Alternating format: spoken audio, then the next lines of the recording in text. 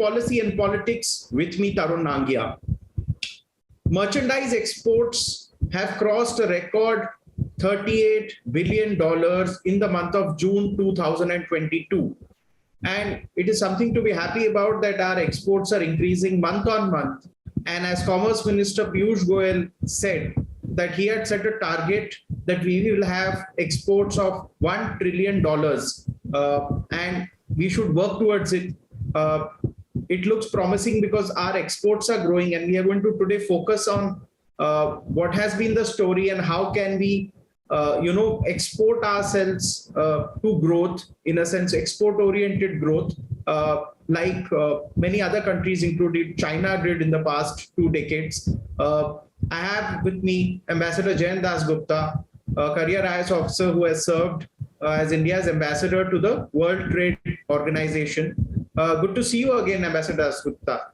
And at the outset, in the first 2-3 minutes, if you could lay the ground that we have, for the first ever time, crossed $38 billion in merchandise exports. Your first comment before we move on to the discussion.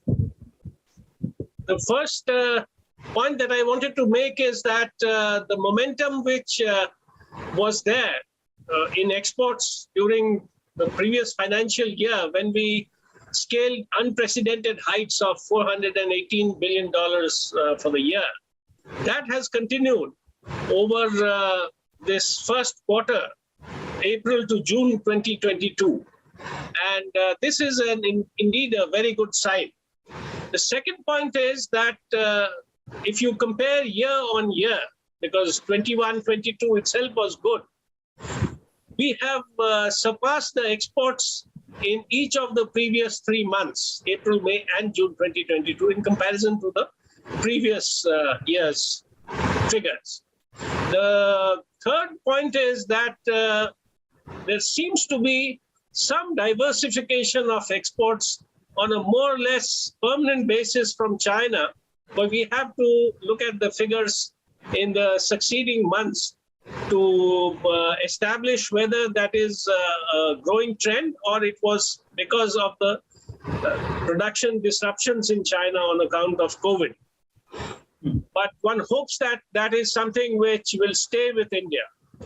Okay. The last point I wanted to make is that though it is early days, the PLI scheme, which covers 13 or 14 sectors, has led to an optimism amongst investors, not only in India, but from abroad, to invest in some sunrise sectors, some very steady, stable sectors with a lot of potential. So this is going to lend the speed to our exports in the coming months also, and in the next few years, because the PLI scheme, as you know, for most sectors is for 5 years. Could you, in about the next 1 minute or 2 minutes, explain to us in detail how the PLI scheme benefit is flowing for manufacturing in India? The first thing is that PLI scheme provides an incentive for investments, large-scale investments in certain selected sectors. The incentive is calculated on the basis of incremental sales. Now, in most of these sectors which have been picked up for the PLI scheme, you will find that the domestic market has a certain limitation. Of course, it is very large for most. So in order to gain the benefits or to exploit the benefits of the scheme, you have to perforce export. So that is something which is propelling the exports from these sectors. For instance, in the month of June, we have seen that electronic exports have risen very appreciably. And that has contributed to this $38 billion worth of exports. So PLI does cover electronics, including mobile sector as well. And this has been growing very well over the past 2-3 years, despite the pandemic, if you see. So this is something to be happy about. And of course, there are other sectors which are also clamoring to be included in the PLI scheme, overall scheme. But there are certain commitments which the government has made in terms of the incentives. It is about $48 billion worth of incentives, which is a very large package. So hopefully it can be expanded, the sectors. But, for the immediate future, I think we will have to consolidate the gains that we are making in the chosen sectors. If you see, India has been exporting a lot of raw materials, but increasingly there are voices from the government that we should move away from raw materials export to finished products export. I recently read that even Home Minister Amit Shah made a statement that we put export duty on iron ore because we would rather have finished goods exported out of India. Do you think there is now a change in approach where India wants now to only export value-added products rather than exporting raw materials? Because these are indications from the top, and these indications do mean a lot. You're absolutely right. I think there has been, of course, if you look at it in a slightly longer perspective, you'll find that iron ore exports have always been looked at with a certain degree of, one could say, apprehension. Because one, the iron ore with a large iron content, more than 64%, if I remember correctly, in the old days, that was subjected to an export tax many years ago. And now that we find that the steel imports into India have not really been going up very much. So we are now going to ease the restrictions on imports of steel. As a corollary, we would like our own steel industry, obviously, to grow and not only cater to the domestic market, but to the exports market as well.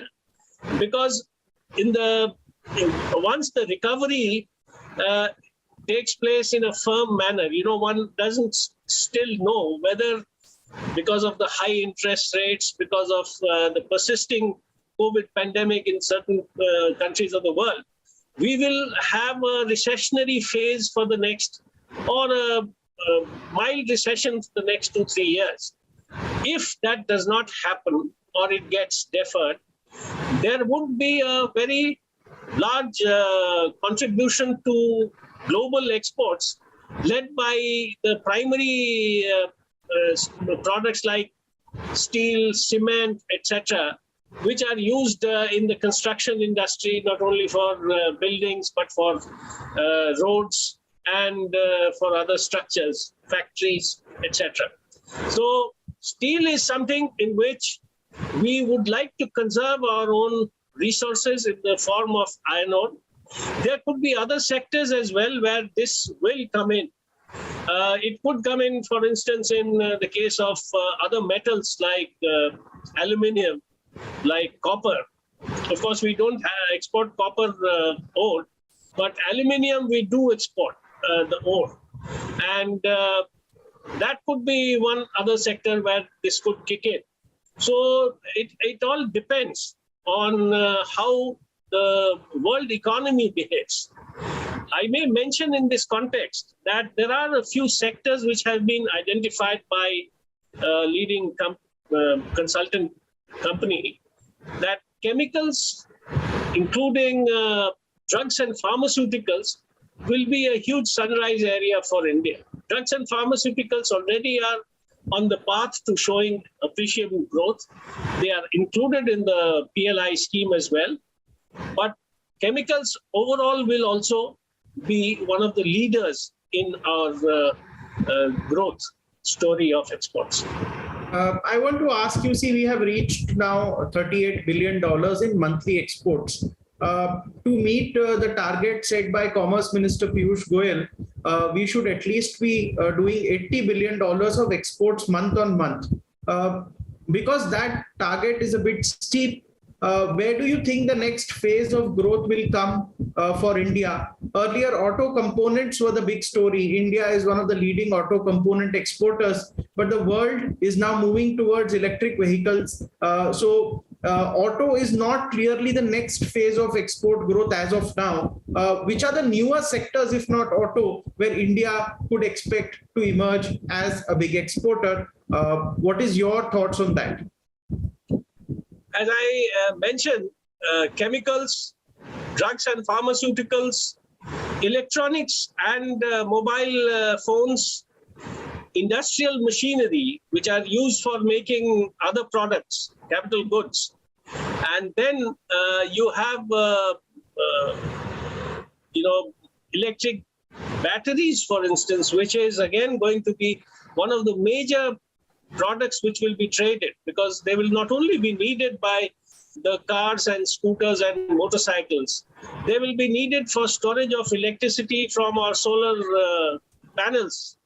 So, and wind energy, they will all need to be stored. So electric batteries is going to see a huge increase in demand in the global market.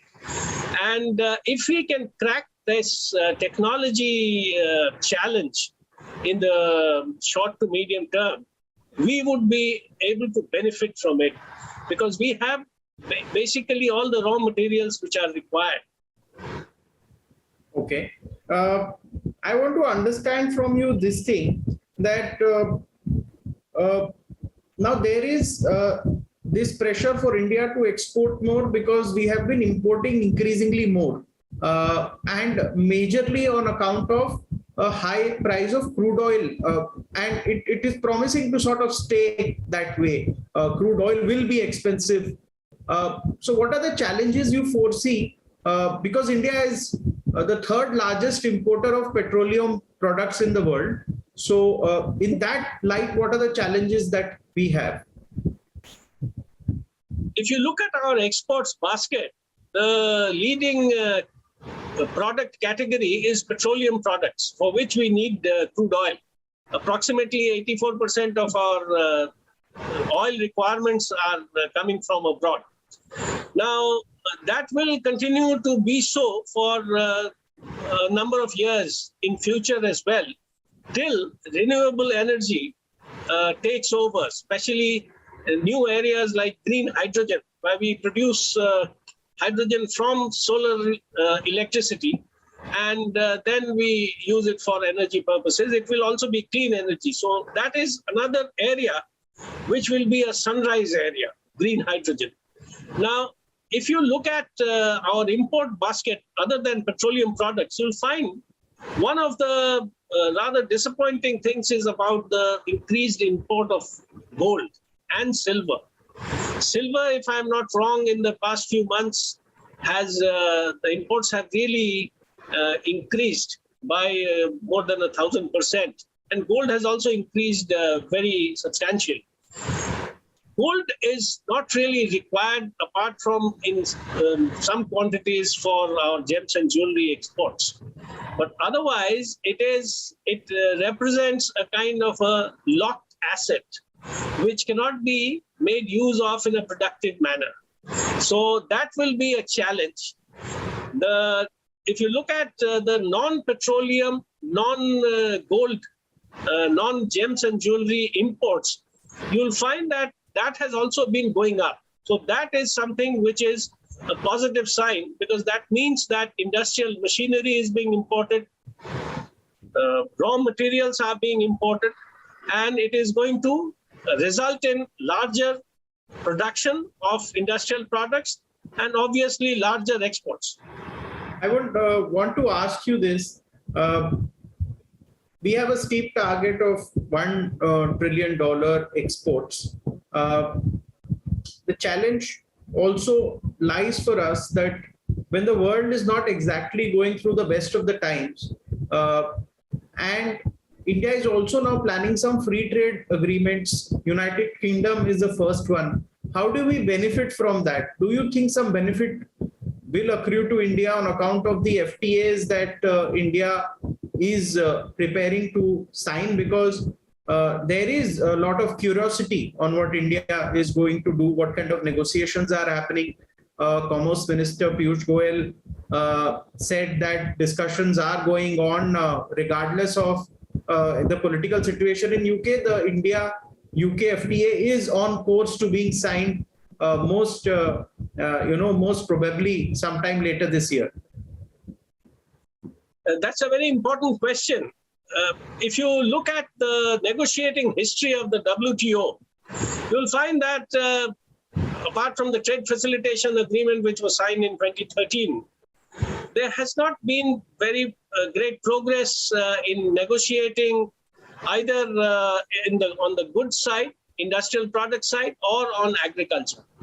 So I feel that if there are agreements in the plurilateral mode outside the WTO, which could be brought into the WTO fold at some point in the future, they will encompass basically services areas like e-commerce, like investments. So on the merchandise goods side, you cannot really look up to the WTO to provide greater market access opportunities. They will have to come from other areas. So the most prominent area to exploit in this regard would be FTAs. Because if countries are not reducing their tariffs for industrial products in the WTO, you can only get such benefits through FTAs. And in this regard, India has, I think, chosen well to select economies with whom we have complementarities. The UAE economy is a large economy, if you include not only the UAE, but the other 5 countries of the Gulf Cooperation Council, because that FTA is also on the anvil and will follow very shortly.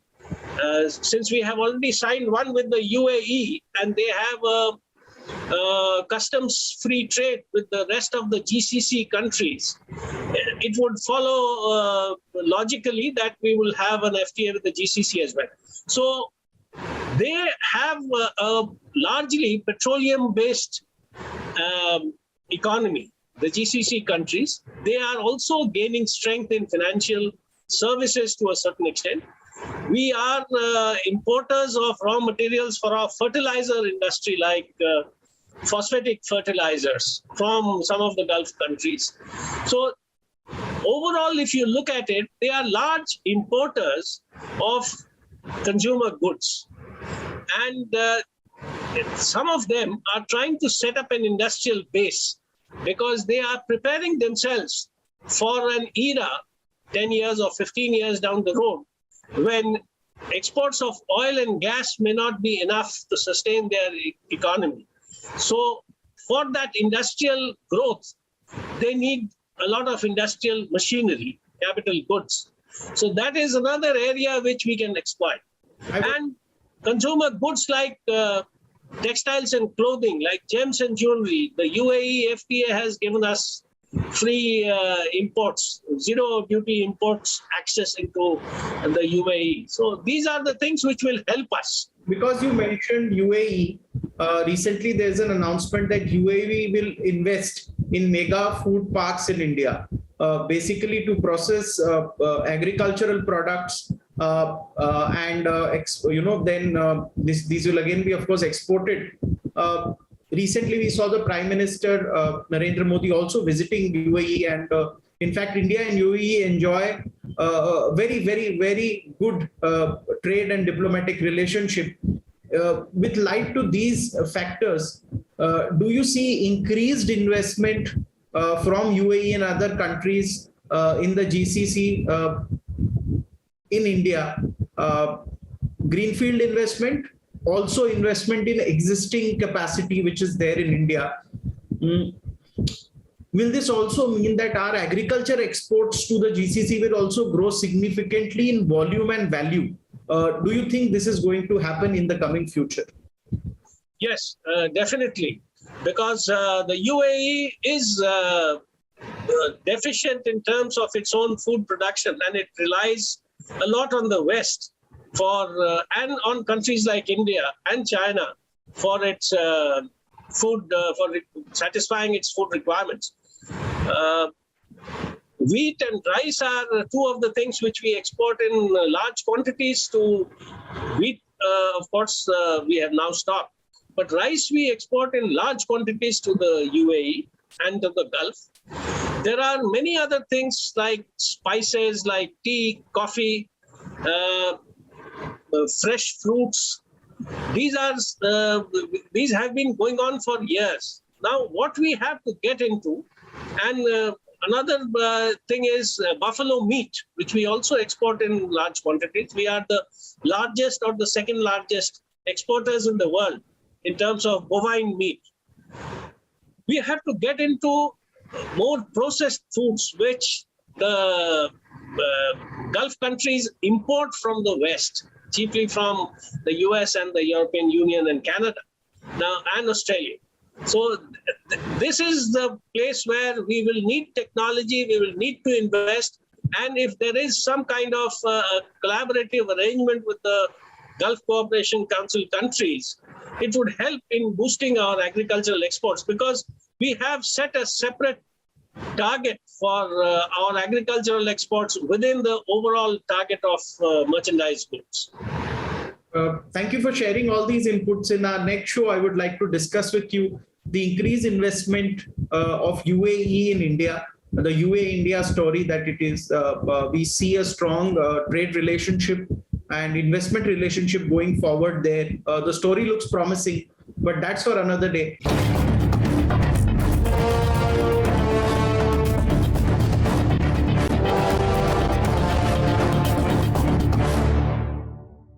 For more such videos, subscribe to the NewsX YouTube channel, hit the bell icon.